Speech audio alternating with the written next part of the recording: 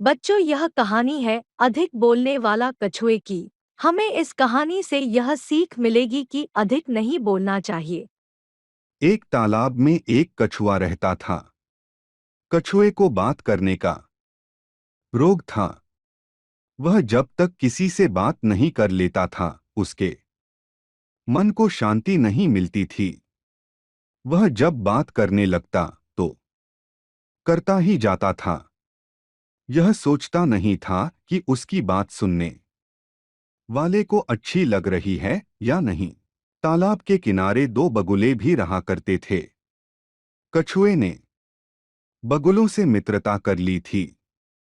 वह प्रतिदिन बगुलों से देर तक बात किया करता था। बात करने में वह दून की हाका करता था। बगुले कछुए से बात तो करते थे, पर कभी कभी उसकी बातों से ऊब भी जाते थे, क्योंकि वह दून की हाँकने में बड़ा तेज था। बगुले कुछ कहते तो नहीं थे, पर अपने मन में वे यह अवश्य समझते थे कि कछुए को बात करने का रोग है। संयोग की बात, पानी न बरसने के कारण जोरों का अकाल पड़ा। तालाब का पानी सूख गया। पेड़ पौधे भी सूख गए। खेल खलिहान भी बर्बाद हो गए। चारों ओर हाय हाय होने लगी। तालाब का पानी सूख जाने के कारण बगुलों का जीवन संकट में पड़ गया। उन्होंने उस तालाब को छोड़कर दूसरी जगह जाने का निश्चय किया। ह तालाब का पानी सूख जाने के कारण कछुआ भी संकट में पड़ गया था। गर उसमें बगुलों की तरह उड़ने की शक्ति तो थी नहीं, फिर भी वह किसी दूसरी जगह जाने को विवश था। बगुले जब दूसरी जगह जाने लगे तो वे विदा मांगने के लिए कछुए के पास गए। कछुआ बगुलों की बात सुनकर बड़ा दुखी हुआ। रुआसा होकर बोला, तुम दोनों तो जा रहे हो, मुझे यहाँ किसके सहारे छोड़े जा रहे हो? बगुलों ने उत्तर दिया, क्या किया जाए भाई, तालाब का पानी सूख गया है। यहाँ अब निर्वाह होना कठिन है। हमें भी तुम्हें छोड़ते हुए दुहक हो रहा है, पर विवशता है।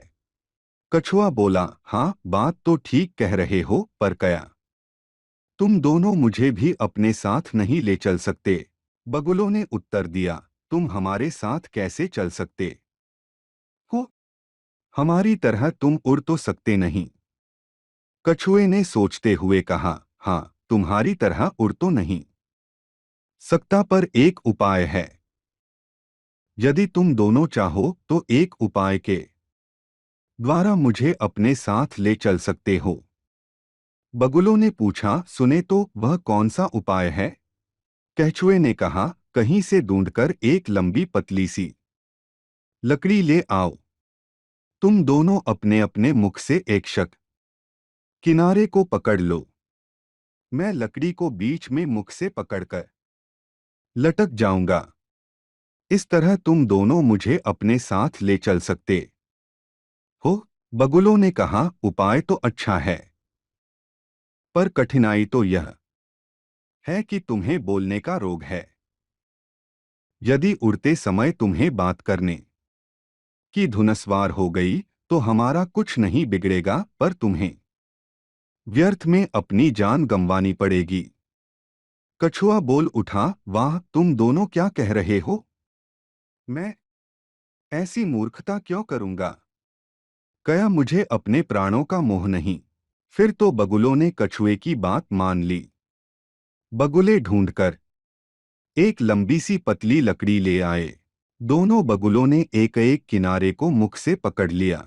कछुआ बीच से मुख से लकड़ी को कसकर पकड़कर लटक गया। बगुले मुख में लकड़ी को पकड़े हुए सावधानी से उड़ चले। बगुले जब उड़ते हुए नगर के ऊपर से आगे बढ़ने लगे तो नगर के लोगों की दृष्टि उन पर पड़ी। उन्होंने आज तक ऐसा दृश्य कभी नहीं देखा था। बगुले लकड़ी के एक एक किनारे को पकड़कर उड़े जा रहे थे। कछुआ बीच से लकड़ी को मुख से पकड़े हुए लटका हुआ था। लोग तालियां बजा बजाकर हंसने लगे। जोर जोर से कहने लगे, देखो कैसा अद्भुत दृश्य है। दो बगुले कछुए को लेकर जड़े जा रहे हैं। लोगों के हंसने की आवाज बगुलों और कछुए के कानों में भी पड़ी। बगुले तो चुप रहे, पर कछुए को तो बात करने का रोग था। लोगों की हंसी सुनते ही उसका रोग उमड़ आया। कछुए के मन में लोगों को डांटने की बात पैदा हो गई। पर ज्यों ही कछुए ने मुंह खोला, लकड़ी उसके मुख से छूट गई और वह नीचे गिरकर मर गया। कछुए के मरने पर बगुलों को बड़ा दुहक हुआ। वे आपस में एक दूसरे से कहने लगे, अगर कछुए में अधिक बात करने का रोग न होता तो उस बेचारे को जान इस तरह न जाती। कहानी से शिक्षा। अधिक बात नहीं करनी चाहिए। बात करने से पहले सोच लेना चाहिए कि बात करने का फल क्या होगा। अधिक बात करने वाले को पछताना पड़ता है। हानि उठानी पड़ती है।